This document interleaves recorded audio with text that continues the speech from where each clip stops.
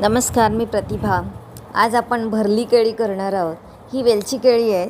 ही वेलची केळ्याचं आज आपण भरलं केळं करणार आहोत. या ठिकाणी ओलं खोबरं घेतलं आहे आणि खोबरं किसून घेतलं आहे आणि केळी सोलून घ्यायची आहे.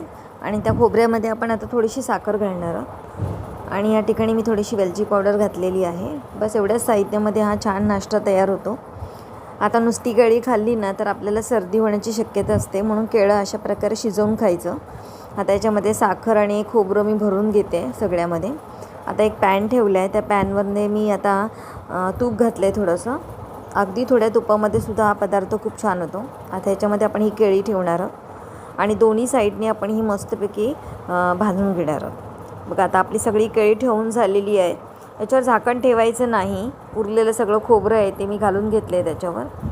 आता झाकण नाही ठेवायचं आपल्याला, असंच आपल्याला हे शिजवायचे. स्लो गॅस ठेवायचा आहे आणि त्याच्यामध्ये आपण ही केळी आता शिजवून घेणार आहोत. बघा, ही अशी आलटून पालटून आपण शिजवून घ्यायची. छान खरपूस अशी मस्त शिजली आहेत, भाजली आहेत केळी तुपामध्ये. खूप छान असा हा नाश्ता तयार होतो.